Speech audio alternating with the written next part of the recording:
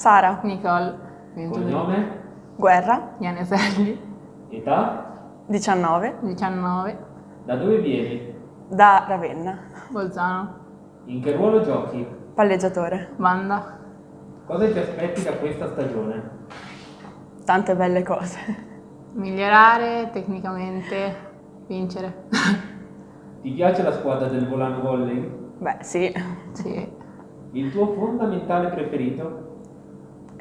Bagger. Passo. E il fondamentale che detesti di più? Palleggio. Battuta. Da quanti anni sei nel giro della pallavolo? Da quando sono piccola. Anch'io. La vittoria più significativa?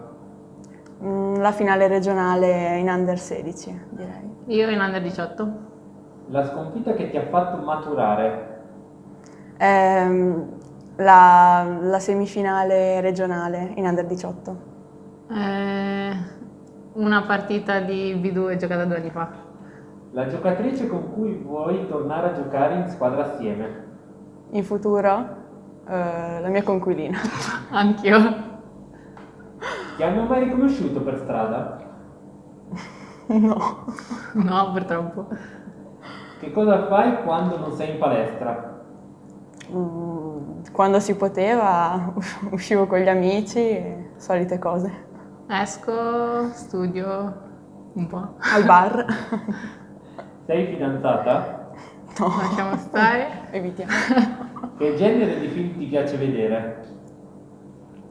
Tutti. Tutti tranne quelli romantici. Il film più bello che hai visto? Passo. Titanic? La tua canzone preferita? No, un po' tutte, basta che siano cariche. Basta che sia di Amy Skill. Il tuo cibo preferito? Vabbè, qua no. Tutti, adoro mangiare. Pasta. E invece il cibo che detesti di più qual è? La pera. Le verdure. Cosa vuoi dire ai tifosi? Seguiteci numerosi, anche via internet. Venite quando potete, il prima possibile, e tifateci. Di qualcosa alla tua compagna. Grazie per seguirmi in tutte le cagate che faccio.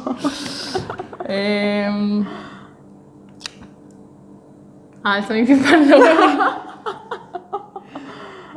Mando un saluto a chi vedrà questo video. Ciao Pipponi. Alla prossima.